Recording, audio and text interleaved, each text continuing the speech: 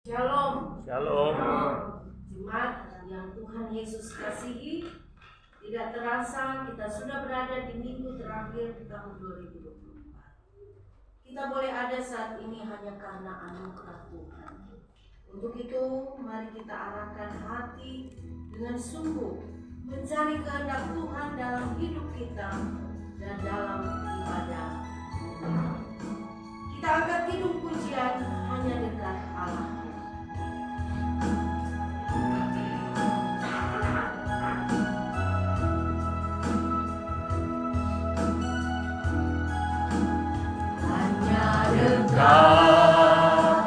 Allahku, rasa tenang hatiku, Kau sertai jalanku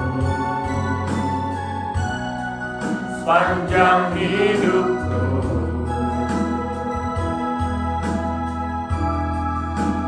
Hanya dekat padamu ada kekuatan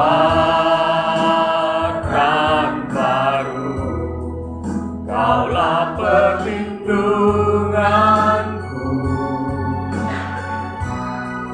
keselamatanku.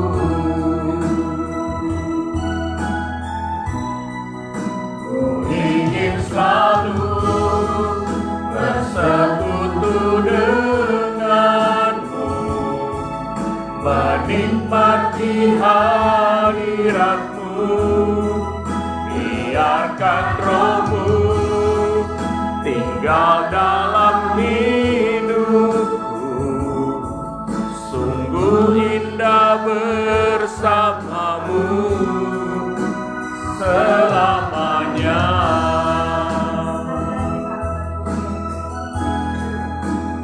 Hanya dekat Allahku, rasa tenang hatiku, Kau sertai jalanku sepanjang hidupku.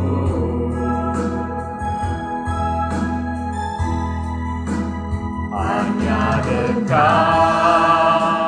padamu ada kekuatan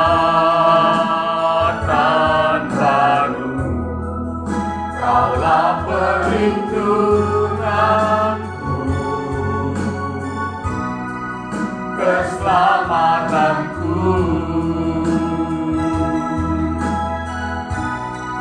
Ku ingin selalu bersekutu denganmu, menikmati hadiratmu.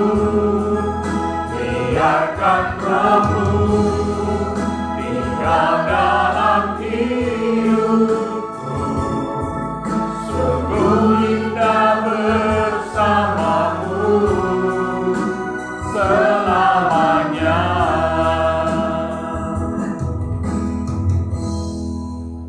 Mari sambil berdiri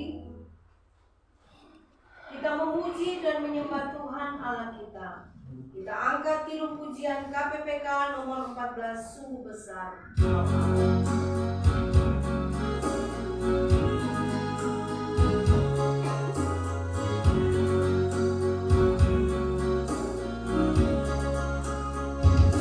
Bila ku lihat bintang keberlapan dan bunyi duri untuk dekat, ya Tuhanku, Kau putus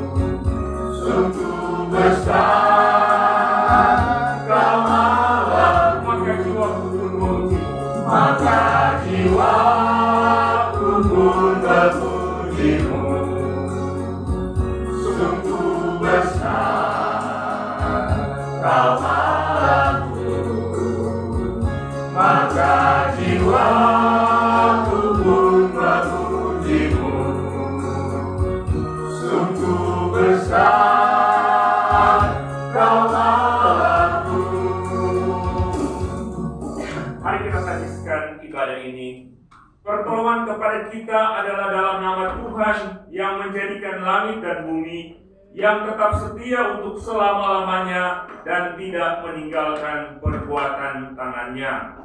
Amin. Salam kasih karunia dan damai sejahtera dari Allah Bapa dan dari Tuhan Yesus Kristus menyertai kita sekalian. Amin.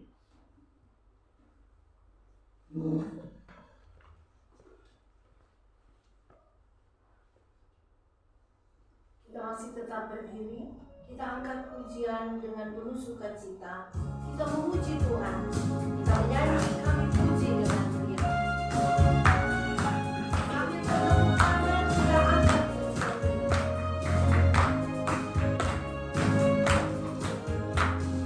Kami puji dengan riang, Engkau Allah yang besar, bagai bunga primasi yang hati kami pun mekar.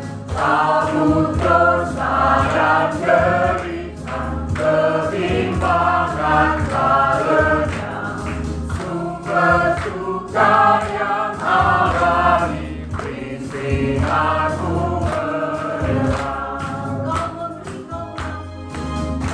memberi, kau mengampuni, kau mengangkat aku. Sumber air hidup dunia, kau kan kasihnya, kau hidup dalam kasih, kau jadikan hidup agar kami menyadari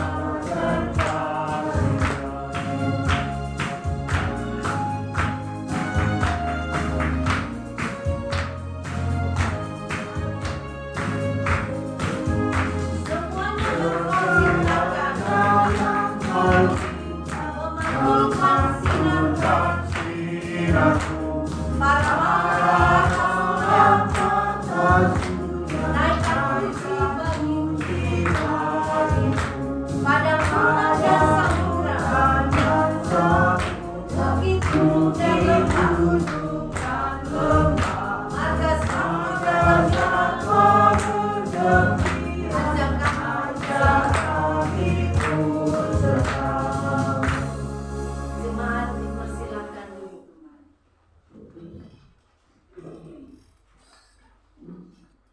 Kitab Kolose pasalnya yang pertama ayat 13 sampai 14 tertulis demikian. Ia telah melepaskan kita dari kuasa kegelapan dan memindahkan kita ke dalam kerajaan anaknya yang kekasih. Di dalam Dia kita memiliki penebusan kita, yaitu pengampunan dosa. Mari kita mengaku dosa kita di hadapan Tuhan dengan mengangkat kidung pujian KPPK 196 sebenarnya tak layak.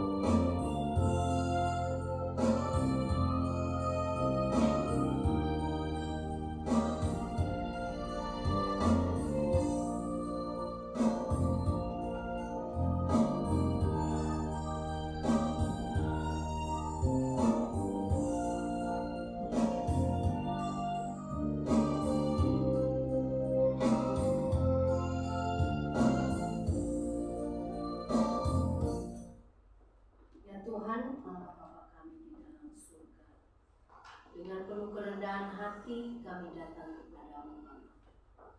Kami mau mengakui di hadapan-Mu ya Bapa di surga, secara pribadi kami lepas pribadi akan setiap kesalahan dan pelanggaran yang telah kami lakukan dalam kehidupan.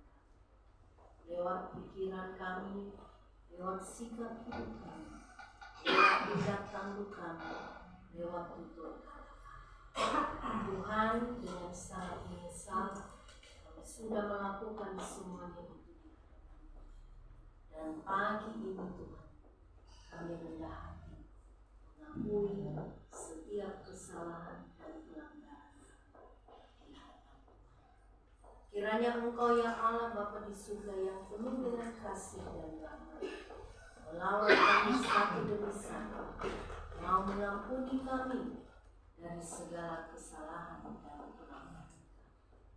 Sucikan, bersihkan hidup kami hanya oleh kuasa darah Yesus.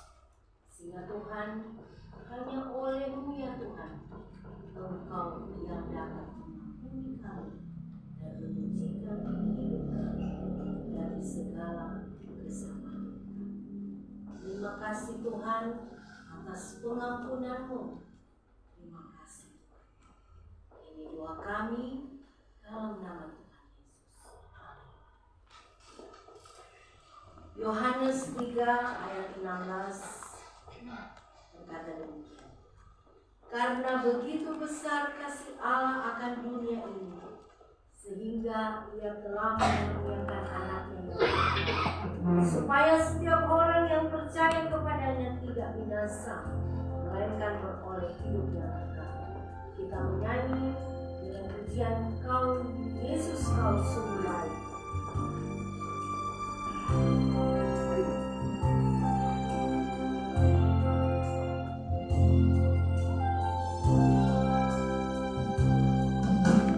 Yesus, Kau sungguh baik. Yesus, nama-Mu indah. Yesus, ku cinta Kau selalu, ku tinggikan, ku agungkan selamanya. Memuji-Mu, ku selalu puji-Mu, ku mau menyembah-Mu, ku selalu sembah-Mu. Kau yang layak terima semua pujian, kemuliaan hanya bagi Tuhan.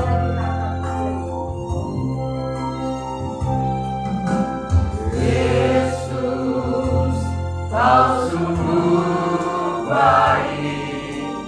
Yesus, nama-Mu indah. Yesus, ku cinta Kau selalu, ku tinggikan, ku agungkan selamanya. Ku mau memuji-Mu, ku selalu puji-Mu, ku mau menyembah-Mu, ku selalu sembah-Mu. Kau yang layak terima semua pujian, kemuliaan hanya bagi Tuhan. Tiba saatnya kita akan membaca dan mendengarkan firman Tuhan yang pada hari ini akan dilayani oleh hamba Tuhan, Pendeta Yani Wahab. Kita angkat hidup pujian dengan sayap.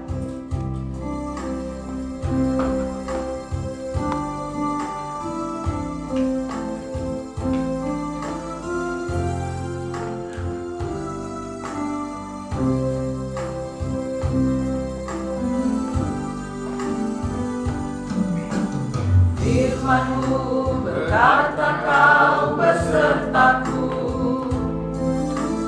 maka kuat roh dan jiwaku. tanganmu Tuhan selalu ku nantikan. Di setiap langkahku percaya, dengan sayapmu ku akan terbang tinggi. Di tengah badai hidup ku tak menyerah, dan kekuatan dan perlindungan bagiku, pertolonganku di tempat maha tinggi. Ku menangkan tanganmu, aku berserah, kau ku nantikan, kau yang ku sembah, Yesusku, Rajaku. Kita angkat segala pujian ini. Dipersilakan hamba Tuhan Bapak Pendeta. Firman-Mu berkata kau besertaku, maka kuat roh dan jiwaku. Tangan-Mu Tuhan selalu ku nantikan. Di setiap langkahku percaya, dengan sayapmu ku akan terbang tinggi. Di tengah badai hidup ku tak menyerah, kau kekuatan dan perlindungan bagiku, pertolonganku di tempat maha tinggi. Ku menangkan tanganmu, aku berserah, kau ku nantikan, kau yang ku sembah, Yesusku, Raja. Pertolonganku di tempat mati, Pertolonganku di tempat maha tinggi. Ku menangkan tanganmu, aku berserah, kau ku nantikan, kau yang ku sembah, Yesusku, Raja. Yesusku Rajaku. Yesusku, Rajaku. Mari berdoa. Benar Engkau Yesus Tuhan Raja kami. Engkau Allah yang berkuasa atas alam semesta. Engkau Allah yang berkuasa atas kehidupan kami, manusia ciptaan-Mu. Itu kami menyembah dan memuji-Mu Tuhan. Kami bersyukur kepadamu karena kami memiliki Allah yang luar biasa seperti Engkau Tuhan. Dan kami percaya pertolongan bagi kami juga datang hanya daripadamu di tengah-tengah kehidupan, tantangan, pergumulan yang sementara dan yang akan kami hadapi. Kami percaya pertolongan ada di dalam nama Tuhan Yesus Kristus. Dan saat ini Tuhan, untuk kami boleh mengerti pertolongan-Mu Tuhan, kami membutuhkan firman-Mu yang akan kami baca lewat catatan kitab suci dan kami akan renungkan. Berkati kami semua yang membaca, mendengarkan, dan biarlah Tuhan menolong hamba yang terbatas ini untuk boleh menyampaikannya. Terima kasih Tuhan, terpujilah Engkau, kuasai hati dan pikiran kami, jasmani kami, dan Tuhan berkenan atas kami boleh mendengarkan firman-Mu. Dalam nama Tuhan Yesus, firman yang hidup kami berdoa. Amin. Shalom. Shalom. Ya, puji nama Tuhan. Kita sudah ada di minggu ke-52. Artinya minggu terakhir di tahun 2024. Itu semua kita aminkan bahwa pertolongan Tuhan sajalah yang memungkinkan kita boleh ada hingga hari minggu terakhir di tahun 2024. Walaupun masih ada 2 hari lagi kita akan ada di 2024, tapi kita percaya bahwa pertolongan Tuhan sempurna bagi kita semua dan tetap akan menyertai kita sampai tiba waktunya kita kembali kepada Dia. Nah, saudaraku yang dikasihi Tuhan, kita sudah boleh merayakan dan memaknai Natal Yesus Kristus. Itu yang kurang lebih berapa bulan kita persiapkan. Tetapi ada satu hal yang penting lagi di balik kita selain merayakan dan memaknai kelahiran Kristus yang pertama kali, yaitu kedatangan Kristus yang kedua kali. Itulah tema yang akan kita renungkan, yaitu bahasa Yunaninya parousia, kedatangan Tuhan kedua kali. Mari kita membuka bagian pembacaan kita dalam Matius 24 ayat 37 sampai ayat yang ke-44. Matius 24 ayat 37 hingga ayatnya yang ke-44. Dengan perikop nasihat supaya berjaga-jaga. Ayat 37. Sebab sebagaimana halnya pada zaman Nuh, demikian pula halnya kelak pada kedatangan Anak Manusia. Sebab sebagaimana mereka pada zaman sebelum air bah itu makan dan minum, kawin dan mengawinkan, sampai kepada hari Nuh masuk ke dalam bahtera, dan mereka tidak tahu akan sesuatu sebelum air bah itu datang dan melenyapkan mereka semua. Demikian pula lah halnya pada kedatangan Anak Manusia. Pada waktu itu kalau ada dua orang di ladang, yang seorang akan dibawa, yang lain akan ditinggalkan. Kalau ada dua orang perempuan sedang memutar batu kilangan, yang seorang akan dibawa dan yang lain akan ditinggalkan. Karena itu berjaga-jagalah, sebab kamu tidak tahu pada hari mana Tuhanmu datang. Tetapi ketahuilah ini, jika tuan rumah tahu pada waktu mana pada malam hari pencuri akan datang, sudahlah pasti ia berjaga-jaga dan tidak akan membiarkan rumahnya dibongkar. Sebab itu hendaklah kamu juga siap sedia, karena Anak Manusia datang pada saat yang tidak kamu duga. Nah, saudaraku yang dikasihi Tuhan, pada bulan September kemarin 2024 yang lalu, bangsa Indonesia kedatangan tamu penting yang sedikit menghebohkan, ya kan? Yaitu kedatangan Paus Fransiskus. Ya, dan dari Vatikan datang di tanggal 3 sampai 6 September lalu. Dan ada banyak hal yang harus dipersiapkan. Saya membaca di berita kurang lebih 2 tahun sebelum kedatangannya sudah dipersiapkan untuk kedatangan. Bahkan mendekati hari-hari sampai kedatangannya, lebih banyak yang dipersiapkan. Dan hampir semua bagian-bagian yang terkait, bukan hanya cuma umat Katolik pada waktu itu, tetapi hingga seluruh masyarakat di mana paus ini akan pergi, bahkan sampai ke istana kepresidenan pun menyiapkan segala sesuatu yang dibutuhkan untuk kedatangan sang pemimpin dan kepala negara Vatikan, mulai dari keamanan, kebersihan, transportasi, apalagi pasti makanan yang hadir, semuanya dipersiapkan. Nah, saudaraku yang dikasihi Tuhan, betapa luar biasa persiapan yang dilakukan untuk menyambut seorang pemimpin seperti Paus Fransiskus atau pejabat-pejabat lain yang didatang di tempat-tempat tertentu. Banyak hal orang mempersiapkan diri. Nah, bagaimana dengan kedatangan Kristus kedua kali? Ya, gereja punya tugas menyiapkan jemaat untuk boleh siap ketika Kristus datang kembali. Bukan cuma berarti seperti catatan Alkitab, kedatangan secara komunal dikala seperti yang dikatakan di 1 Tesalonika 3 ayat 13 dan seterusnya, bahwa dia akan datang di awan-awan. Tetapi kedatangan Kristus juga bisa berarti dikala waktu kita sudah selesai ada di tengah-tengah. Apakah sudah siap? Ya kan? Memang secara alami semakin bertambah usia katanya orang so siap-siap. Kemarin di kendaraan sempat fokus itu dengan Pak Adriel. Pak Adriel, aduh susah tidur ini kita ini semakin lanjut usia. Ya, aku sedikit nyeletuk. Memang Pak, semakin dipersiapkan itu semakin usia, karena akan istirahat panjang. Jadi saat ini mungkin lebih sedikit lah tidur. Secara alami ya, secara alami kan kalau semakin 50, 60, 70, kalau pakai batas Mazmur kan 70 tahun, 80 tahun. Tapi yang muda-muda juga bukan berarti perlu siap. Kan semakin banyak juga yang kita bisa lihat yang masih usia sangat muda, tapi Tuhan bilang sudah waktunya.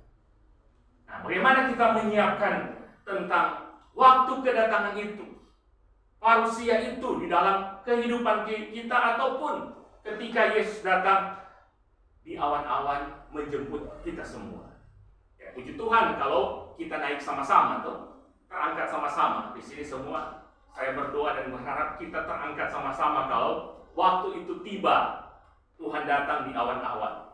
Tapi kalaupun kita duluan pribadi lepas pribadi, kita juga ada di tempat yang sama. Nah, ini yang perlu kita siapkan untuk kita melangkah di dalam hidup ini. Mari kita melihat tentang parousia itu atau kedatangan Tuhan. Ayat 37 hingga ayat 39 menulis demikian. Sebab sebagaimana halnya pada zaman Nuh, demikian pula halnya kelak pada kedatangan Anak Manusia. Sebab sebagaimana mereka pada zaman sebelum air bah itu makan dan minum, kawin dan mengawinkan, sampai kepada hari Nuh masuk ke dalam bahtera, dan mereka tidak tahu akan sesuatu sebelum air bah itu datang dan melenyapkan mereka semua. Demikianlah pula halnya kelak pada kedatangan Anak Manusia. Nah, saudara yang dikasihi Tuhan, penulis Matius memberikan gambaran tentang kedatangan Yesus. Bagaimana Yesus akan datang? Dia analogikan dengan situasi yang terjadi pada peristiwa Nabi Nuh. Pada peristiwa Nuh, di mana ketika air bah datang, menghancurkan seluruh dunia, hanya tinggal Nuh dan keluarganya. Tapi kalau kita baca dalam paralelnya di Lukas 17 ayat 28 sampai 29, kita bisa lihat itu juga dianalogikan hal yang sama dengan peristiwa hujan api dan belerang yang terjadi di Sodom dan Gomora. Kalau orang baca di Kejadian 18 sampai 19. Nah, saudaraku yang dikasihi Tuhan, dari kedua peristiwa ini sehingga diangkat oleh penulis Matius dan Lukas menggambarkan tentang kedatangan Kristus, ada satu persamaan yang penting dari kedua peristiwa ini, yaitu datang tiba-tiba. Memang pasti Nuh sudah mengingatkan orang-orang pada waktu itu, karena kalau kita baca di 2 Petrus 2 ayat 5, di situ dikatakan Nuh adalah pemberita kebenaran. Pasti Nuh sudah menyampaikan dan mengingatkan. Kita ingat juga Lot pun juga, ya kan? Malaikat ketika datang ke tanah Sodom mengingatkan orang-orang pada waktu itu. Tapi mereka memang dasar tidak menyiapkan diri dan datang tiba-tiba. Nanti sadar sudah terlambat. Nah, saudaraku yang dikasihi Tuhan, hal ini mau mengingat kita tentang kedatangan Kristus. Walaupun memang di bagian akhir juga dijelaskan waktu kedatangan Kristus. Bahwa kedatangan Kristus kedua kali itu tiba-tiba dalam kehidupan ini. Kita siap atau tidak siap, kalau sudah waktunya ia datang, dia akan datang. Nah, ada mau bilang, Tuhan tunggu dulu ini. Kita belum kawin, kita belum kerja, kita belum apa lagi, belum hidup sungguh-sungguh. Kalau dia sudah waktunya datang, dia akan datang. Tapi bersyukur peringatan-peringatan sudah diingatkan kita pada masa kini selama kita hidup, dan kita sudah boleh meresponinya dengan dalam persekutuan, membaca Alkitab. Kita boleh meresponi. Peringatan-peringatan itu sudah disampaikan kepada kita akan waktunya tiba di dalam kehidupan ini dikala Tuhan datang. Sehingga ini juga mengingatkan bagi kita supaya kita boleh sungguh-sungguh dengan Tuhan kita. Selanjutnya mari kita lihat dalam ayat 38, di situ dikatakan tentang bahwa orang-orang pada situasi di zaman Nuh dan juga di zaman Sodom dan Gomora melakukan hal-hal yang biasa yang saya dan saudara pasti lakukan saat ini. Makan, minum. Tidak ada yang mau menantikan kedatangan Tuhan. Sudah saya puasa selama-lamanya sebelum Tuhan datang. Kita masih melakukan hal itu seperti orang-orang pada waktu itu. Kawin, mengawinkan, membeli, menjual dan menanam, membangun. Ini hal-hal yang biasa yang kita pun saat ini masih melakukannya di situasi-situasi saat ini. Dan tindakan-tindakan ini hal-hal yang dialami dan harus dijalani oleh manusia. Tapi ini mengapa menjadi sebuah hal yang salah dan diperingatkan di bagian yang kita baca ini. Kenapa makan dan minum pada hal yang biasa yang orang perlu menjadi hal yang diperingatkan? Karena apa? Mereka hanya melakukan, memikirkan hal-hal tersebut. Ini yang salah. Kita memang perlu makan, perlu minum, ya kan? Perlu berkeluarga, perlu bekerja. apalagi perlu beraktivitas. Hal-hal jasmani ini perlu kita lakukan di dalam hidup ini. Tetapi yang salah, mereka hanya memikirkan dan melakukan hal-hal tersebut tanpa mengingat hal yang paling utama. Mereka hanya memikirkan hal yang berguna di hidup sekarang ini, yang sementara dijalani. Ya, kita bisa melihat saat ini juga banyak orang yang hanya sibuk di hal untuk kehidupan jasmani. Ya, saya tertarik walaupun sudah disampaikan di Alkitab, ini Ustaz Dasar Pelatih yang mengatakan apa? Jangan cuma peduli di hal-hal dunia ini, tapi di akhirat pun harus peduli. Itu Alkitab jauh sebelumnya sudah bilang. Ya, mungkin dia mengutip bagian kitab suci juga kan. Kita harus peduli dengan hal-hal yang akan ada dalam kekekalan, bukan hanya peduli di hal-hal duniawi ini yang hal sementara yang memang perlu kita jalani. Bahkan Yesus sudah mengingatkan, kalau kita dalam baca dalam Lukas 12 ayat 16 sampai ayat yang 21 tentang orang kaya yang bodoh. Kalau kita membaca perumpamaan tersebut, bagaimana Yesus mengingatkan tentang perumpamaan orang kaya yang bodoh yang hanya dia pikirkan mengumpulkan harta sebanyak-banyaknya, mengumpulkan kepentingan-kepentingan duniawi ini sebanyak-banyaknya, materi yang sebanyak-banyaknya dengan apa? Menyimpan hasil panen yang sebanyak-banyaknya. Dan setelah katanya kalau semua terkumpul saya tinggal akan makan tidur dan seterusnya. Tetapi setelah semuanya terkumpul, apa yang terjadi di Lukas 12 ayat yang ke-20, Allah berkata begini, "Hai orang bodoh, malam ini juga jiwamu akan diambil darimu. Lalu siapakah yang akan memiliki barang-barang yang kamu simpan itu?" Allah mengatakan demikian. Orang seberjuang mengumpulkan segala sesuatu, dan setelah tiba kita ingin akan menikmati, Tuhan berkata, "Hai orang bodoh, malam ini juga jiwamu akan diambil daripadamu." Ataupun ada seringkali saya mendengar istilah-istilah beberapa orang yang memiliki di hidup ini mengumpulkan sebanyak-banyaknya. Tapi setelah tanya, kenapa ada di Singapura? Bukan pasien, tapi gara-gara masuk rumah sakit di sana. Dia semua mengumpulkan demikian berjerilah, tapi pada akhirnya cuma mengumpulkan untuk membayar rumah sakit. Karena apa? Melupakan hal yang paling penting, hal yang paling utama. Sehingga dalam Lukas 21 ayat 34, Yesus mengingatkan, "Jagalah dirimu supaya hatimu jangan syarat oleh pesta pora dan kemabukan, serta kepentingan-kepentingan duniawi, dan supaya hari Tuhan jangan dengan tiba-tiba jatuh ke atasmu seperti suatu jerat, sebab ia akan menimpa semua penduduk bumi ini." Ayat 36, "Berjaga-jagalah senantiasa sambil berdoa supaya kamu beroleh kekuatan untuk luput dari semua yang akan terjadi, supaya kamu tahan berdiri di hadapan Anak Manusia." Kita perlu menyiapkan selama kita masih hidup ini. Hidup ini memang kita membutuhkan kepentingan-kepentingan jasmani, tetapi harus seimbang. Bahkan kalau bisa, kepentingan rohani itu yang paling lebih dari kepentingan jasmani. Orang ini manusia, atau kita juga orang Kristen, lebih banyak memikirkan menyangkut hal jasmani, tetapi lupa hal yang rohani. Sehingga apa? Dikala ada tantangan pergumulan, ya mungkin jasmani ini terpenuhi, tapi iman kita lemah karena hal rohani tidak diberi makan. Coba bayangkan kalau kita makan satu hari satu kali, ya, kecuali ada yang diet IF, masih bisa, tapi kita masih makan. Coba bayangkan orang pun makan 3 kali dan cuma jasmani yang jadi gemuk, tapi orang lupa menyiapkan makanan rohani sehingga rohani kita menjadi kurus, tidak kuat menghadapi situasi dan tantangan. Memang orang sanggup melakukan beban-beban jasmani, tetapi dikala badai yang mengganggu kehidupan rohani kita, dikala kita tidak menyiapkan rohani kita, maka kita tidak akan mampu melewatinya. Sehingga mari kita menyiapkan hal-hal yang rohani itu juga dalam hidup kita. Dan puji Tuhan, Lewat persekutuan ini salah satu bentuk kita menyiapkan hal yang rohani.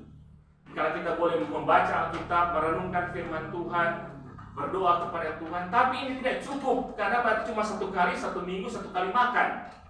Kita juga butuh berrelasi secara pribadi dalam kehidupan kita setiap hari lewat persekutuan kita secara pribadi.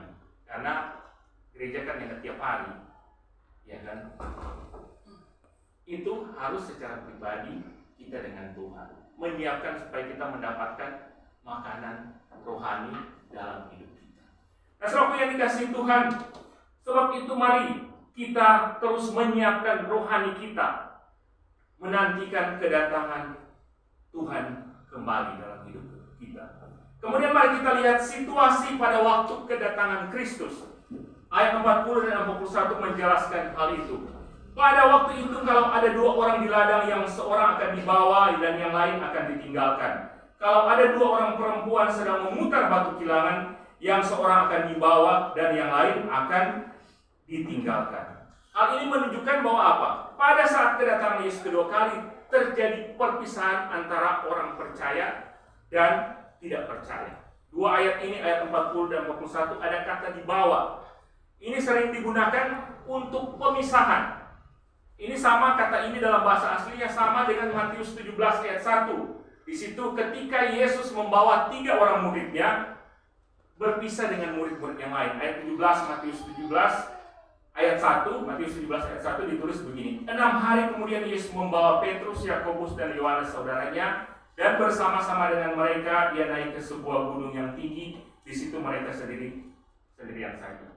Yesus memisahkan dia dengan Yakobus, Yohanes dan Petrus terpisah dari ke-8 murid yang lain. Dengan demikian apa? Ayat 40 dan 41 ini mau mengatakan bahwa pada saat kedatangan Yesus atau parusia itu, yang kedatangan Tuhan yang kedua kali, ada yang dibawa, ada yang tertinggal. Ada yang akan dibawa, ada yang akan tertinggal. Yang akan dibawa adalah mereka yang percaya Yesus sebagai Tuhan dan Juru Selamat. Yang tertinggal, mereka yang akan masuk ke dalam penghukuman yang kekal. Ada pemisahan, sehingga kalau kita melihat juga di ayat 40 dan 41, pada ayat 40 bisa katakan 2 orang itu sama-sama ada di ladang. Tetapi juga pada ayat 41, 2 orang itu sama-sama perempuan dan sama-sama memutar batu kilangan. Hal ini menunjukkan apa? Bahwa kelihatan di hadapan manusia kelihatan sama, tetapi akan berbeda dikala Tuhan melihat hati manusia.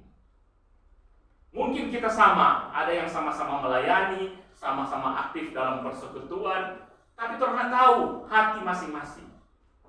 Apakah sudah sungguh-sungguh, benar-benar sungguh-sungguh, atau tidak sungguh-sungguh.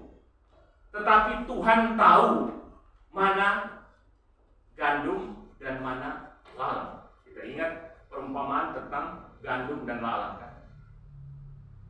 Orang tidak tahu mana gandum dan lalang, tapi nanti akan kelihatan di buahnya, di hasilnya. Bahkan dalam perumpamaan tersebut Tuhan mengatakan, potonglah sama-sama gandum dan lalang. Nanti akan bisa dilihat apa yang dihasilkan. Memang kadang-kadang Tuhan tidak bisa lihat sejauh mana iman seseorang, karena memang tidak bisa lihat. Yang bisa orang lihat kan lewat kelakuan, tindakan, kata-kata. Hanya itu bisa kita lihat. Tapi itu pun masih bisa tertutup dengan apa yang orang lakukan. Tetapi Tuhan sangat tahu hati masing-masing.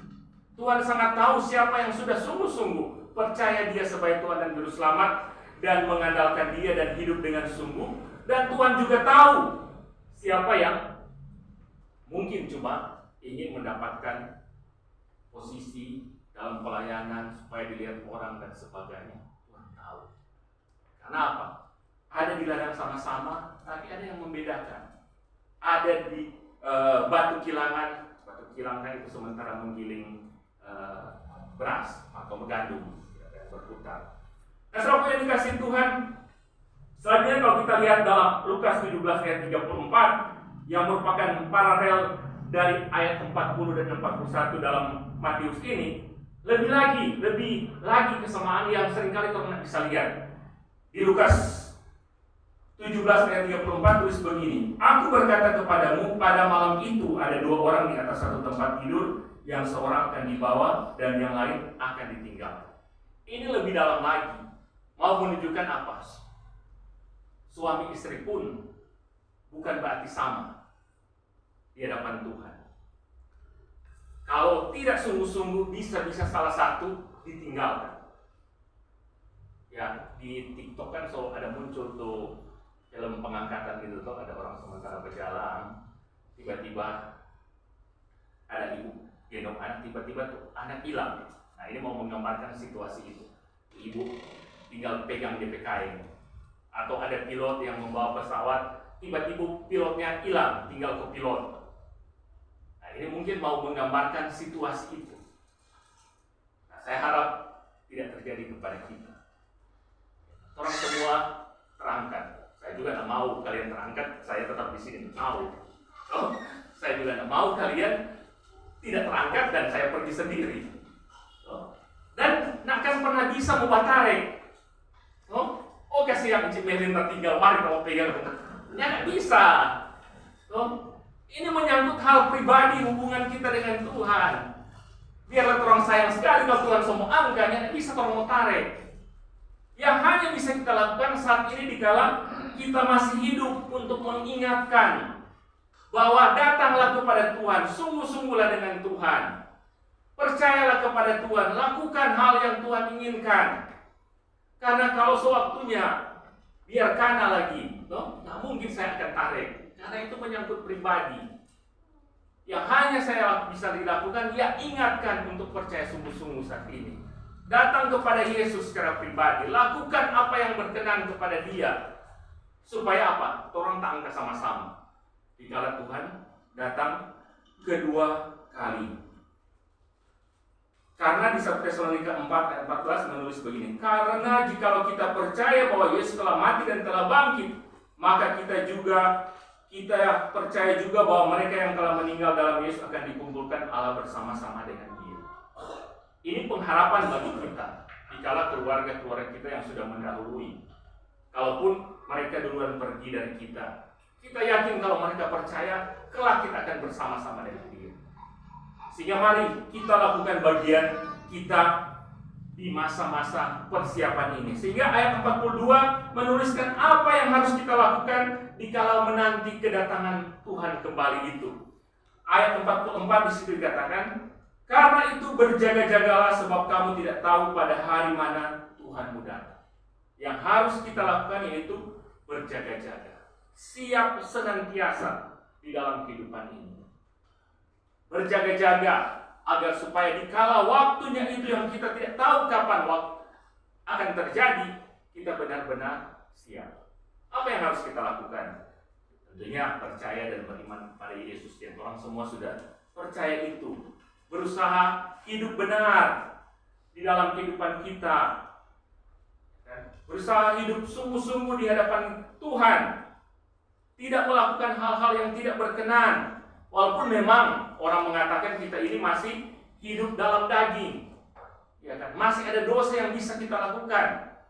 Karena di saat orang sungguh-sungguh dengan Tuhan, bukan berarti orang tidak lagi dapat berbuat dosa.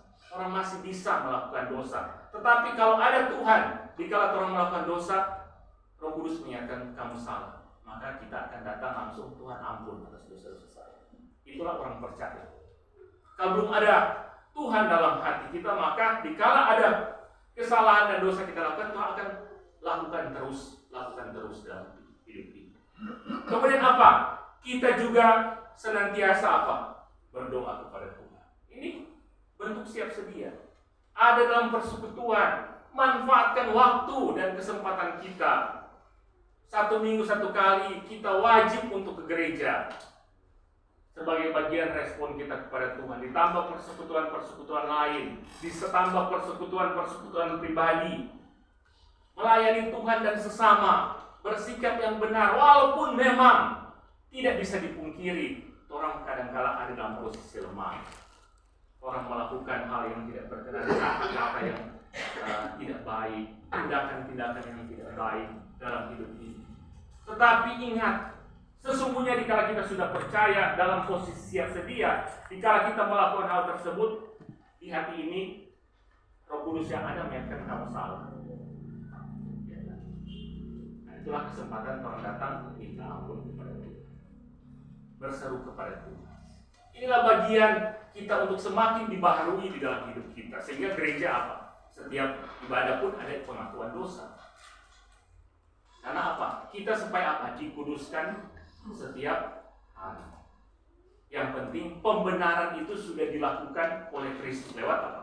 Pengakuan kita bahwa Engkau adalah Tuhan dan Juru Selamat saya. Itu pembenaran. Dilakukan satu kali seumur hidup kita. Tapi pengudusan hari lepas hari, setiap hari.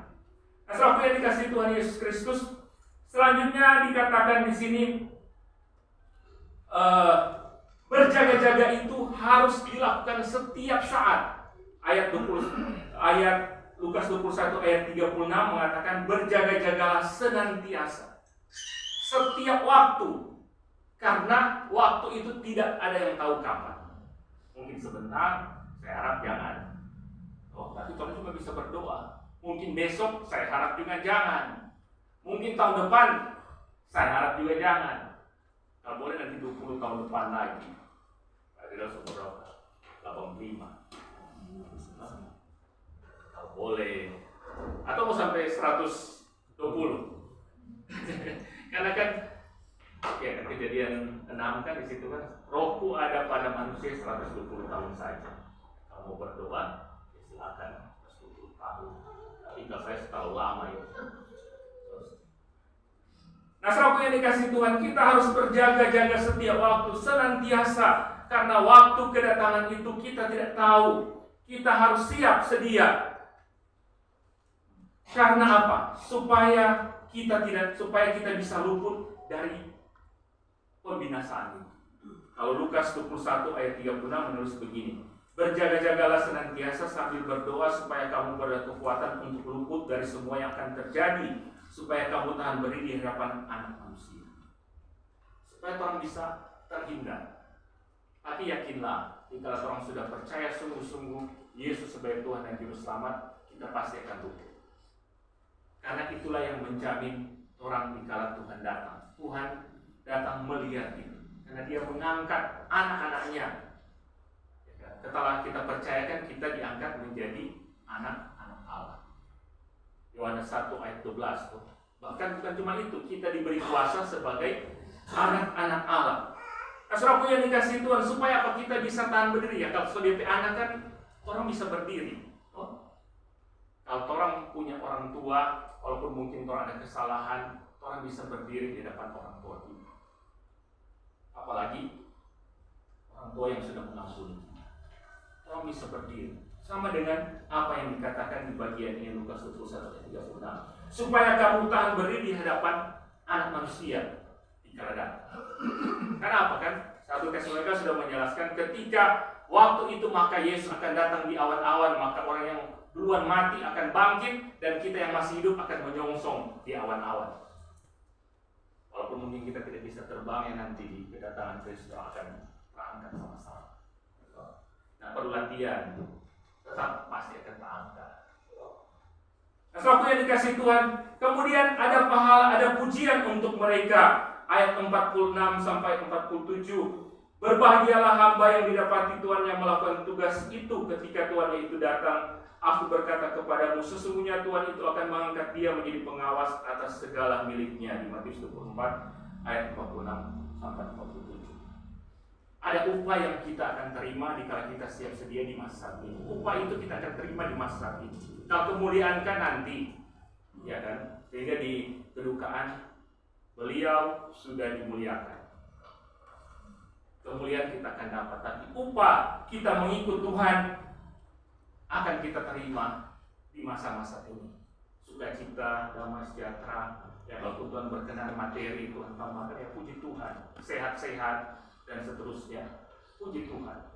Itu upah atau berkat yang menjadi bagian kita. Dan dipertegas lagi tentang kedatangan, kapan kedatangan itu, yaitu di ayat 43. Tetapi ketahuilah ini, jika tuan rumah tahu pada malam hari pencuri akan datang, sudahlah pasti ia berjaga-jaga dan tidak akan membiarkan rumahnya dibongkar. Sebab itu hendaklah kamu juga siap sedia, karena Anak Manusia datang pada saat yang tidak kamu duga. Ini sudah diulang-ulang beberapa kali. Kedatangan Tuhan tidak ada yang tahu, diistilahkan seperti pencuri. Nah, ada pencuri akan bilang, sebentar malam saya akan mencuri di gereja ini.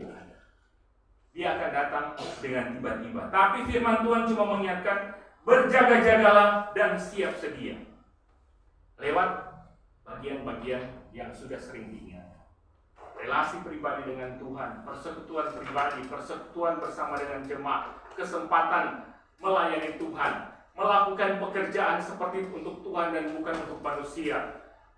Hati yang benar di hadapan Tuhan, itu yang harus kita lakukan sebagai bentuk berjaga-jaga.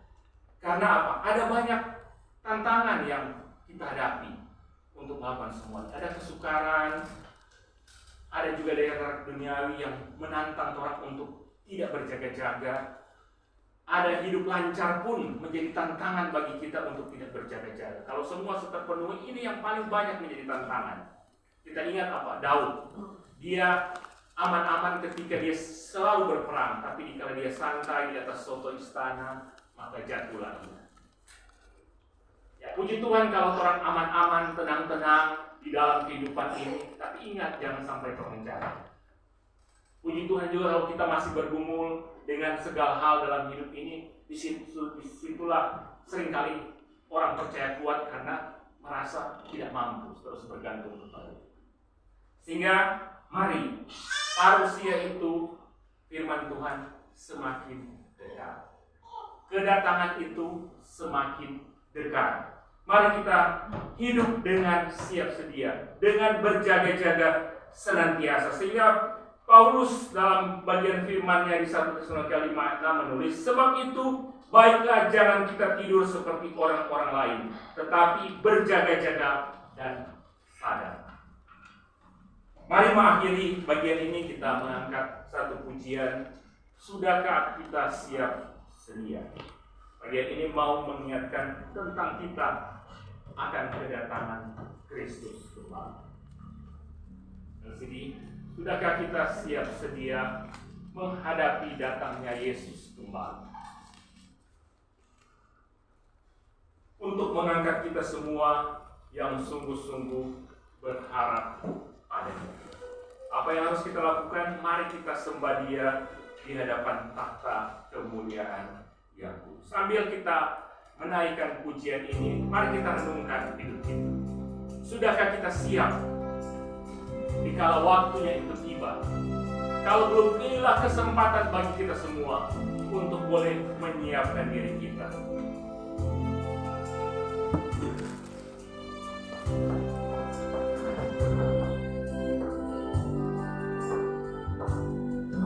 Sudahkah kita siap sedia menghadapi datangnya Yesus kelak kembali untuk mengangkat kita semua yang sungguh-sungguh berharap padanya. Mari kita sembah Yesus.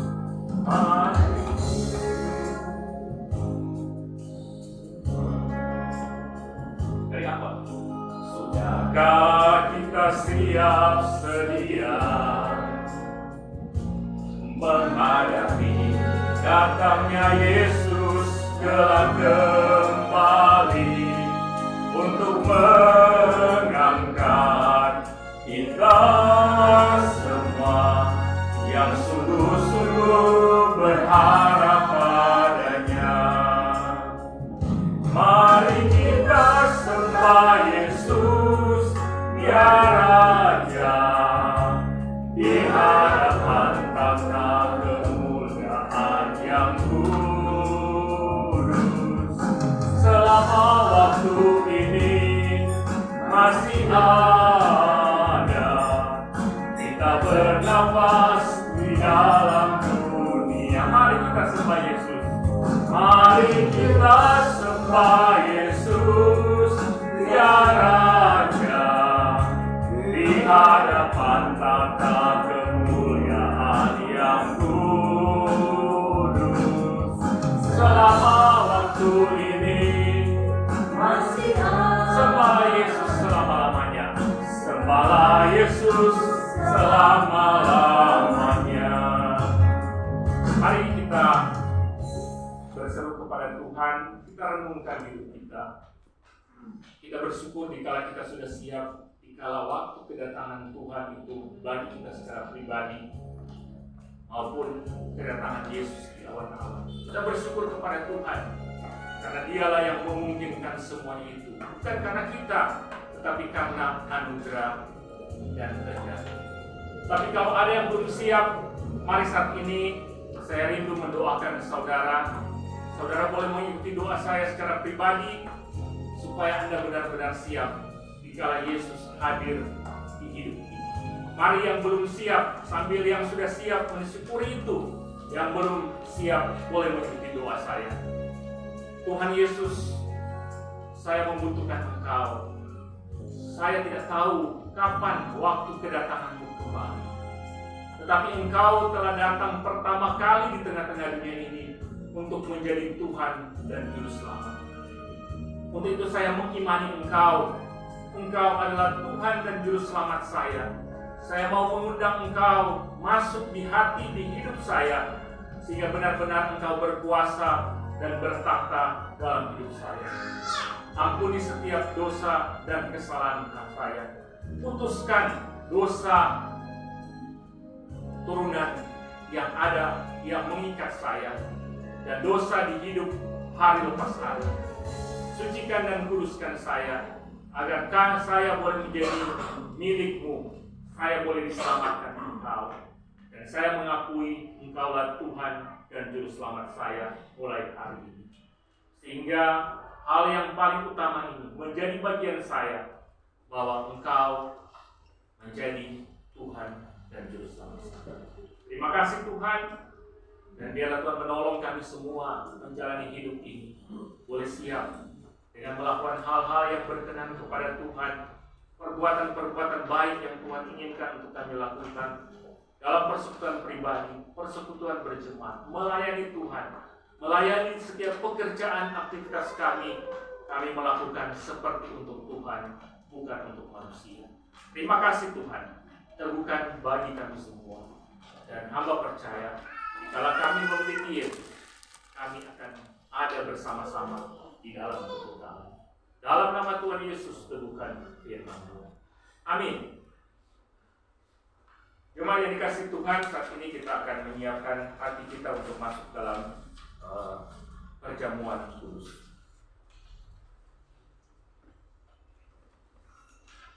Ya, diundang para pelayan Tuhan untuk maju ke depan.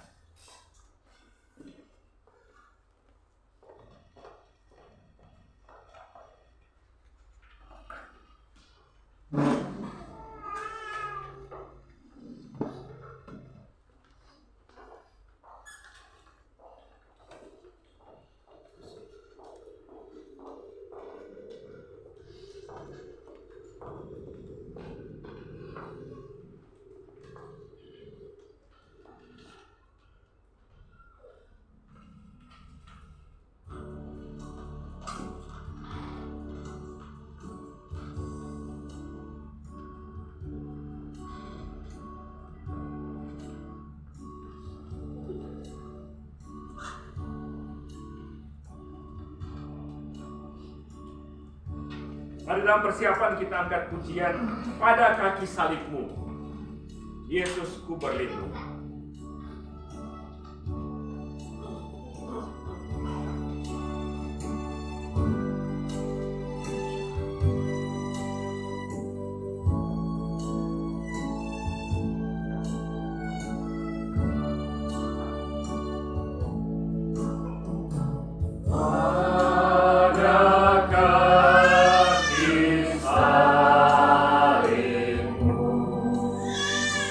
Yeah.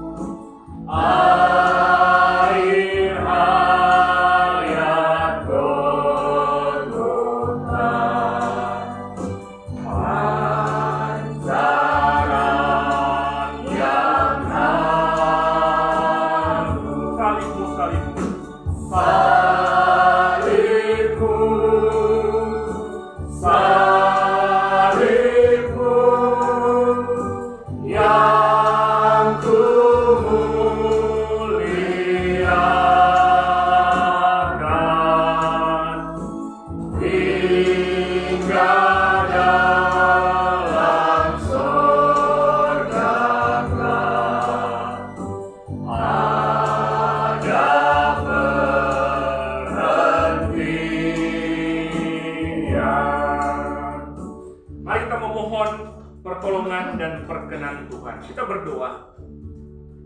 Tuhan Yesus, terima kasih untuk kasih dan anugerah-Mu bagi kami lewat pengorbanan-Mu di kayu salib untuk keselamatan kami. Dan saat ini Tuhan, kami akan memaknainya lewat sakramen perjamuan kudus. Biarlah Tuhan menolong kami, berkenanlah bagi kami, melayakkan kami, dan memimpin kami untuk selalu mengingat bahwa Engkau telah menderita, Engkau telah mati, tubuh-Mu telah terpecah-pecahkan, darah-Mu telah dicurahkan untuk keselamatan kami. Kami menyerahkan sakramen perjamuan kudus ini di dalam nama Tuhan Yesus. Amin. Mari kita ingat kembali tentang penetapan perjamuan kudus. Saudara yang dikasihi Tuhan Yesus Kristus, perjamuan kudus yang hendak kita laksanakan ini berdasarkan apa yang ditulis dalam Alkitab. 1 Korintus 11 ayat 23 sampai ayat 25. Sebab apa yang telah kuteruskan kepadamu telah aku terima dari Tuhan, yaitu bahwa Tuhan Yesus pada malam waktu ia diserahkan mengambil roti, dan sudah itu ia mengucap syukur atasnya. Ia memecah-mecahkannya dan berkata, inilah tubuhku yang diserahkan bagi kamu, perbuatlah ini menjadi peringatan akan aku. Demikian juga ia mengambil cawan sesudah makan lalu berkata, cawan ini adalah perjanjian baru yang dimeteraikan oleh darahku. Perbuatlah ini setiap kali kamu meminumnya menjadi peringatan akan aku. Sebab setiap kali kamu makan roti ini dan minum cawan ini, kamu memberitakan kematian Tuhan sampai ia datang. Demikianlah setiap kali kita makan roti dan minum anggur dalam perjamuan kudus untuk memperingati akan Kristus, kita menerima ini sebagai tanda dan meterai akan kasih dan setianya kepada kita. Kita meyakini hal ini di dalam iman bahwa ia telah memberikan tubuhnya dipakukan di atas kayu salib dan mencurahkan darahnya supaya jiwa kita yang lapar dikenyangkan dan disegarkan serta memperoleh hidup yang kekal. Hal ini sungguh benar seperti yang kita pahami bahwa roti dipecahkan dan air anggur dicurahkan. Kalau kita makan dan minum, itu menjadi peringatan akan Dia. Demikianlah perjamuan kudus berarti bagi kita bahwa Tuhan Yesus Kristus melalui pengorbanannya dan kematiannya di atas kayu salib telah menebus segala dosa kita dengan menanggung hukum kita. Bahwa Tuhan Yesus mengadakan perjanjian yang baru dengan kita, Roh-Nya yang menghidupkan dikaruniakan kepada kita supaya kita dapat hidup dengan Dia dalam satu persekutuan yang kekal. Bahwa Tuhan Yesus menghubungkan kita seorang dengan yang lain dalam persekutuan yang benar yang patut kita tunjukkan dengan perkataan dan perbuatan. Semoga Allah yang Maha Kuasa dan Maha Kasih, Bapa Tuhan kita Yesus Kristus dan Roh Kudus menolong kita. Amin. Jemaat yang dikasihi Tuhan Yesus Kristus, mari meja perjamuan kudus telah tersedia. Bagi jemaat yang akan ambil bagian, dimohon untuk berdiri di tempat.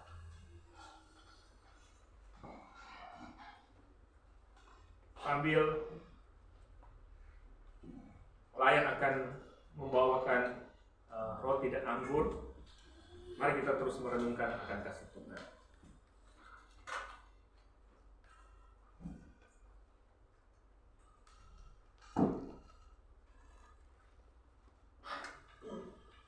Lukas 24 ayat 46, katanya kepada mereka, ada tertulis, demikian Mesias harus menderita dan bangkit dari antara orang mati pada hari yang ketiga. Dan lagi dalam namanya berita tentang pertobatan dan pengampunan dosa harus disampaikan kepada segala bangsa mulai dari Yerusalem. Kamu adalah saksi dari semua ini. 1 Petrus 2 ayat 22 sampai 24.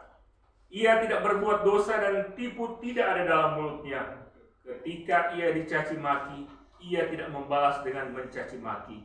Ketika ia menderita, ia tidak mengancam, tetapi ia menyerahkannya kepada Dia yang menghakiminya dengan adil. Ia sendiri telah memikul dosa kita dalam tubuhnya di kayu salib, supaya kita yang telah mati terhadap dosa hidup untuk kebenaran. Oleh bilur-bilurnya kamu sembuh.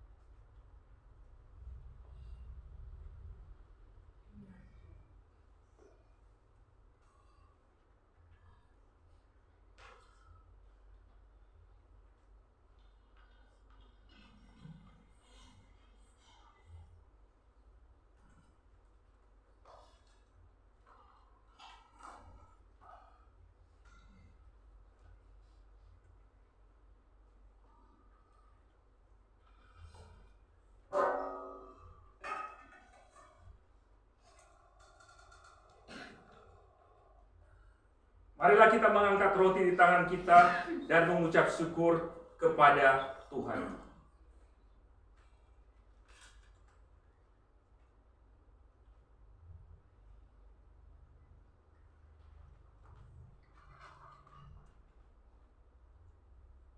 Roti yang dipecah-pecahkan ini adalah persekutuan dengan tubuh Kristus.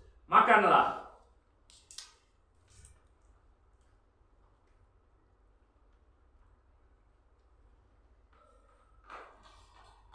Ingat dan percayalah bahwa tubuh Tuhan kita, Yesus Kristus, telah dipecahkan sebagai pendamaian sempurna bagi segala dosa kita.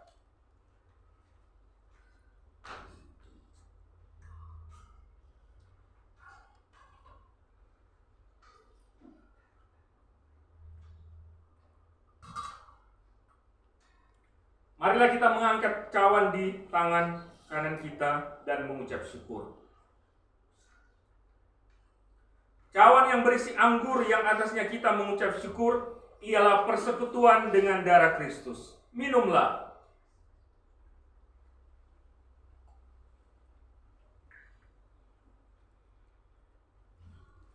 Ingatlah dan percayalah bahwa darah Tuhan kita Yesus Kristus telah ditumpahkan sebagai pendamaian sempurna bagi segala dosa kita. Amin. Mari kita membaca bersama-sama Mazmur 103 ayat 1-4 sebagai pujian syukur kita kepada Tuhan. Pujilah Tuhan, hai jiwaku, pujilah namanya yang kudus, hai segenap batinku. Pujilah Tuhan jiwaku dan janganlah makasih segala kebaikanmu. Dia yang mengampuni segala kesalahanmu, yang menyembuhkan segala penyakitmu. Dia yang menusukmu dari lubang kubur, yang mengkotai engkau dengan kasih setianya. Tuhan adalah penyayang dan pengasih, panjang sabar dan berlimpah kasih setianya. Tidak sekali yang menentukan dia kebersamanya yang benar. Tidak dilakukannya kepada kita setimpal dengan dosa kita, dan tidak dibalasnya kepada kita setimpal dengan kesalahan kita. Tetapi sekiranya kita sembunyi demikian kesalahan kasih setianya.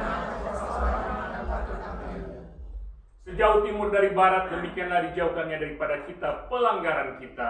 Seperti Bapa sayang kepada anak-anaknya, demikian Tuhan sayang kepada orang-orang yang takut akan Dia. Mari kita berdoa. Segala pujian, syukur dan hormat kami kepada Engkau Tuhan Yesus. Darah-Mu telah dicurahkan, tubuh-Mu telah dipecah-pecahkan bagi kami sehingga kami boleh menjadi orang yang percaya kepada-Mu. Dan saat ini kami sudah boleh memaknainya lewat sakramen perjamuan kudus. Kami memuji dan memuliakan nama-Mu. Kami bersyukur kepada-Mu Tuhan. Dan biarlah ini menjadi tanda peringatan bagi kami untuk kami hidup berjaga-jaga. Kami siap sedia menjalani hidup yang Tuhan percayakan di sisa tahun 2024 ini dan boleh memasuki tahun baru tahun 2025. Terima kasih Tuhan. Terpujilah Engkau, segala pujian, hormat, kemuliaan hanya bagi-Mu. Dalam nama Tuhan Yesus kami bersyukur. Amin. Dipersilakan duduk. Mari saat ini kita akan membawa persembahan syukur perjamuan. Kita angkat pujian. Ingat kasih-Nya, ingat kebaikannya. Juga bisa membawa gelas anggur. Ingat kasih-Nya, ingat kebaikannya.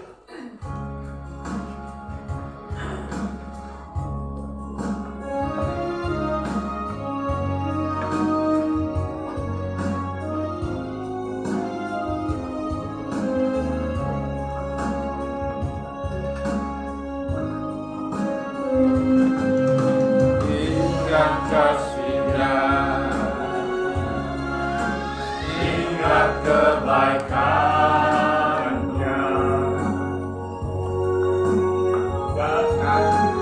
dan anugerahnya. Selamatkanku, Sebab kasih-Nya setinggi langit. sebab kasih-Nya setinggi langit. Kasih setia Allah pada kita. Besar kasih Allah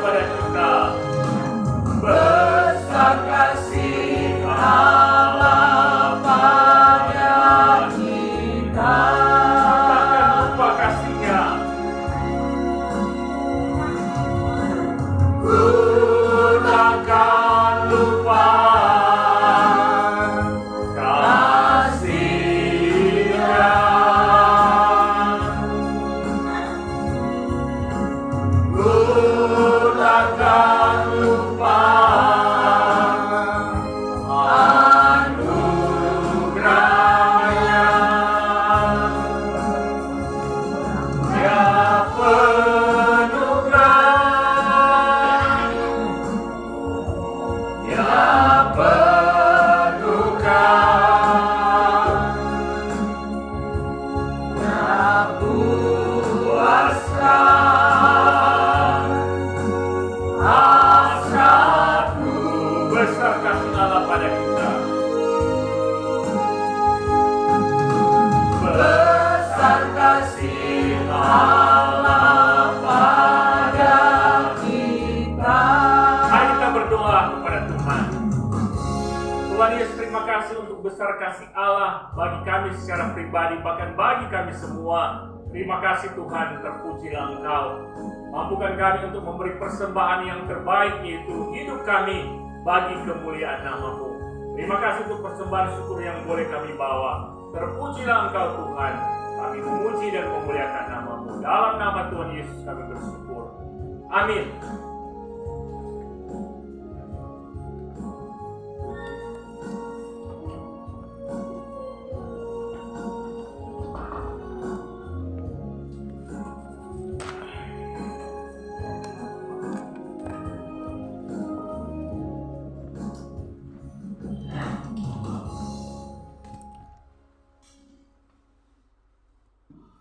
Terima kasih Tuhan. Mari kita mengucapkan pengakuan iman rasuli. Jemaat diundang berdiri. Kita mulai. Aku percaya kepada Bapa yang kuasa balik langit dan bumi, dan kepada Yesus Kristus yang tunggal kita, yang dikandung dari Roh Kudus, lahir dari darah Maria, yang menderita sengsara di bawah pemerintahan Pontius Pilatus, disalibkan, mati dan dikuburkan, turun ke dalam kerajaan maut. Pada hari yang ketiga bangkit pula dari antara orang mati, naik ke surga, duduk di sebelah kanan Allah Bapa yang Maha Kuasa, dan akan datang dari sana untuk menghakimi orang yang hidup dan yang mati. Aku percaya pada Roh Kudus, Gereja yang kudus dan am, persekutuan orang kudus, pengampunan dosa, kebangkitan tubuh dan hidup yang kekal. Amin. Saat ini kita akan mendengarkan persembahan puji-pujian yang akan dibawakan oleh seluruh kaum pria GKM. Persilakan.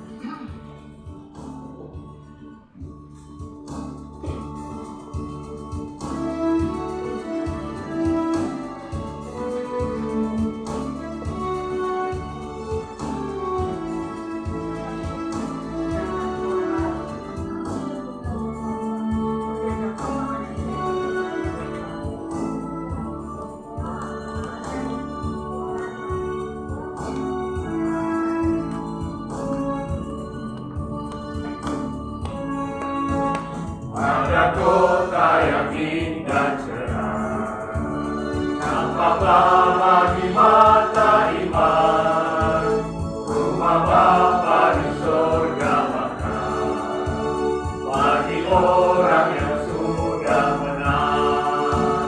Indahnya saatnya kita jumpa di kota permai. Indahnya saatnya kita jumpa di kota permai.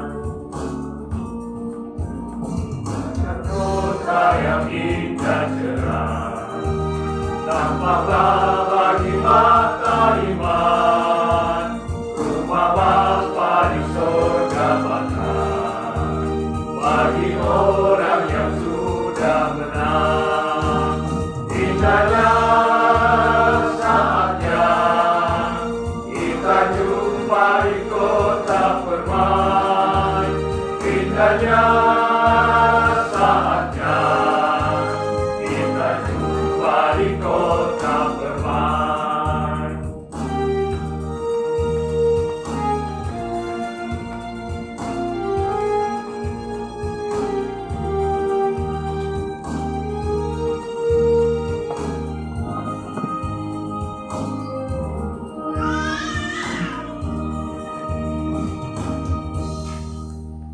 Terima kasih atas persembahan puji-pujian dan pemberian Tuhan Yesus memberkati. Jemaat yang dikasihi Tuhan, tiba saatnya kita akan memberikan persembahan. Mari kita angkat kidung pujian besarlah untungmu.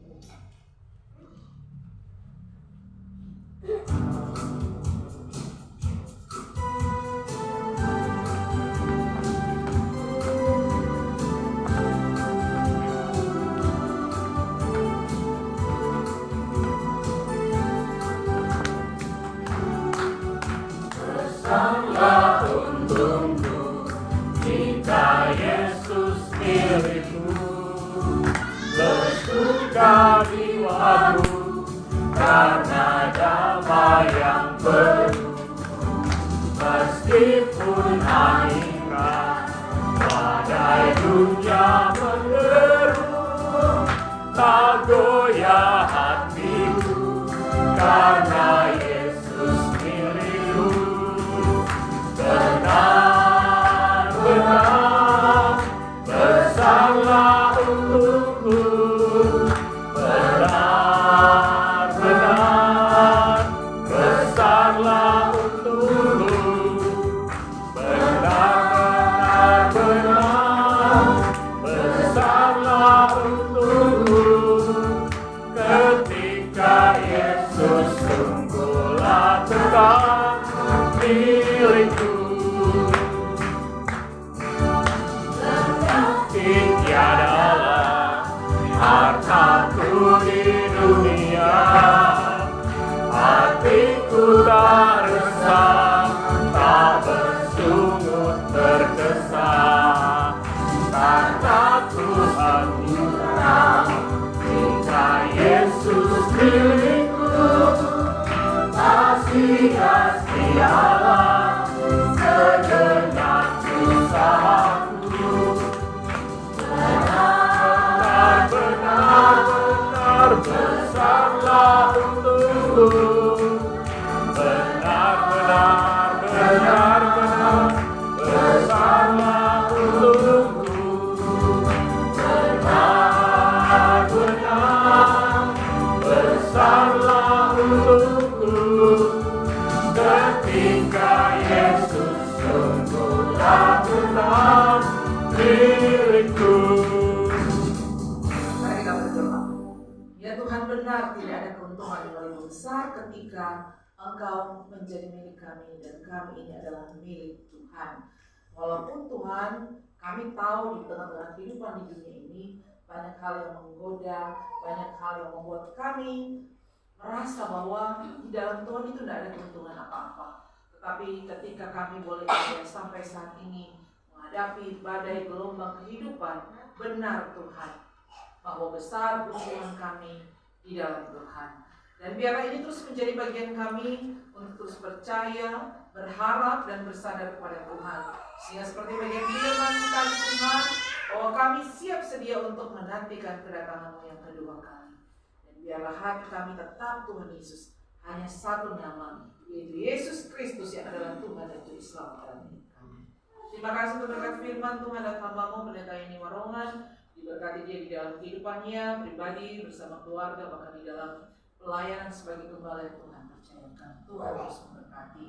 Bahkan bagi kami semua, pribadi, keluarga, Tuhan kiranya terus menolong kami, memberkati kami dalam kehidupan kami yang sedang berjuang di tengah-tengah dunia ini, berjuang untuk semakin kokoh di dalam iman, berjuang menghadapi tantangan kehidupan, berjuang Tuhan ketika ekonomi semakin merosot, ketika Tuhan sakit penyakit menggerogoti, ketika Tuhan Yesus kehidupan bersama dengan keluarga mengalami Tuhan Yesus tantangan pergumulan. Tapi Tuhan, kami tahu kami tidak sendiri. Tuhan bersama-sama dengan kami ketika kami menghadirkan Tuhan di dalam hidup kami. Sehingga kuatkan dan teguhkanlah kami Tuhan menghadapi berbagai macam tantangan hidup ini. Apalagi kami sudah ada di penghujung tahun 2024. Tuhan, ketika kami memasuki tahun 2024, ada banyak sekali harapan. Bahkan juga ada di antara kami yang menapaki tahun 2024 dengan penuh kekhawatiran, ketakutan Tuhan. Sanggupkah, mampukah Tuhan untuk melewati? Tapi bukti kasih Tuhan itu begitu besar.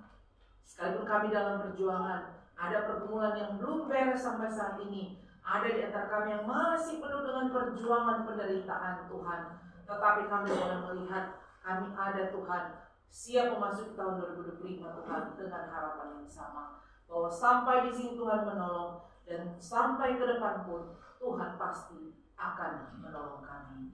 Segala pergumulan itu akan lalu daripada kami, akan lewat. Yang akan dihasilkan adalah kami kuat, kami kokoh, dan kami sanggup menghadapi tantangan yang ada di depan mata. Terima kasih Tuhan, berkati setiap pergumulan yang ada, dan segala sesuatu Tuhan yang harus kami hadapi, kami lewati. Biar Tuhan yang tuntun dan pimpin kami. Biar kami tetap setia dan tekun Tuhan di dalam Tuhan, dalam persekutuan dengan Tuhan, persekutuan orang percaya. Sehingga beberapa hari lagi Tuhan kami akan meninggalkan tahun 2024. Biarlah Tuhan menjaga kami, melindungi kami, beri kami sehat kuat. Sehingga harapan demi harapan yang kami naikkan kepada Tuhan itu tidak akan lalu. Tetapi Tuhan terus juga memberikan pengharapan kepada kami. Berkati keluarga kami, berkati usaha pekerjaan, berkati anak-anak kami yang ada di dekat, ada yang jauh, keluarga kami, ada suami, orang tua yang jauh. Tuhan yang memberkati kehidupan mereka. Tuhan tolong. Biarlah Tuhan berkati memulihkan ekonomi yang lemah, keadaan ekonomi finansial yang mungkin morat-marit. Tuhan kiranya kalau Allah berkenan, Tuhan pulihkan. Bahkan juga berdoa bagi gerejamu ini Tuhan. Terima kasih sampai saat ini boleh kami beribadah dengan leluasa. Cuma karena anugerah Tuhan dan keluarga yang terus Tuhan bersembahkan tempat ini. Dan kalaulah Tuhan sampai di tahun 2024 sungguh kami bersyukur. Besar anugerah Tuhan bagi kami.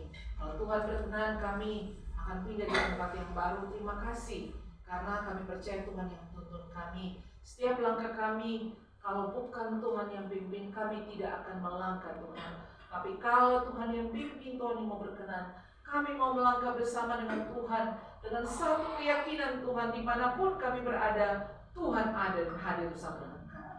Untuk itu kuatkan dan teguhkan kami. Ketika kami mau mulai merenovasi, mengatur tempat ibadah, Tuhan pimpin, berkati, Tuhan tuntun segala sesuatu boleh dicukupkan di dalam Tuhan. Sambil terus juga berharap bahwa ada tanah atau kami boleh cukupkan untuk boleh membeli tanah gereja Tuhan, untuk boleh bangun gereja. Kami tetap percaya kepadamu. Kami mau mengandalkan Tuhan di dalam hidup kami. Sambil juga terus berdoa supaya Tuhan menambahkan jiwa jemaat baru menjadi bagian jemaat kita. Terima kasih. Kami juga terus memohon beri keamanan, ketentraman bagi bangsa dan negara kami. Biarlah kami boleh hidup di dalam damai sejahtera Tuhan, bekerja, berusaha di kota Bitung ini Tuhan, dan boleh menikmati berkat kasih Tuhan yang ada di bangsa Indonesia, bahkan di kota Bitung ini. Terima kasih Tuhan, segala kemuliaan hanya bagi nama Tuhan. Kami bersyukur boleh mengikuti ibadah perjamuan kudus. Terima kasih Kau perkenankan kami untuk boleh merayakan, mengingat kasih dan anugerah Tuhan. Bahkan kami bersyukur boleh memberikan persembahan dan kuduskanlah untuk boleh dipakai bagi pekerjaan pelayanan. Ini yang menjadi doa syukur dan permohonan kami Tuhan. Di dalam nama Yesus kami berdoa dan akan kami akhiri dengan doa Bapa kami akan kami ucapkan bersama-sama. Di surga, dikuduskan namamu, datanglah kerajaanmu, tidak akan di surga, berikanlah pada hari ini makan kami siang, ampunkan segala kesalahan kami, seperti kami bersalah kepada kami, dan jangan bawa kami dalam pencobaan, tapi lepaskan kami dari penjahat, karena Kau punya kerajaan dan kuasa dan kemuliaan sampai selama-lamanya. Amin.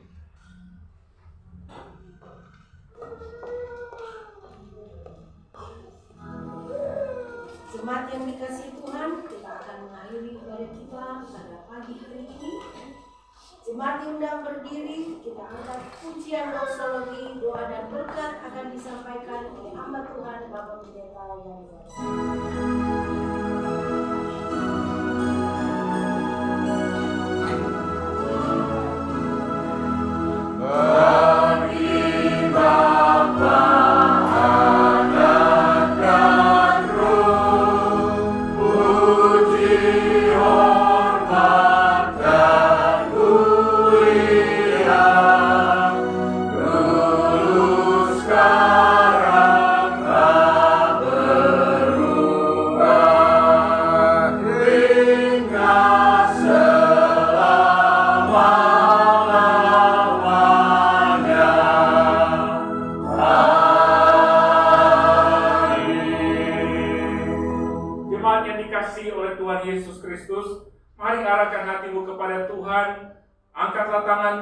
pergilah dengan damai sejahtera dan terimalah berkat Tuhan. Tuhan memberkati dan melindungi saudara-saudara. Tuhan menyinari wajahnya dan memberi saudara-saudara kasih karunia. Tuhan menghadapkan wajahnya kepada saudara-saudara dan memberi saudara-saudara damai sejahtera sekarang ini sampai selama-lamanya. Maranatha, Tuhan datang. Amin.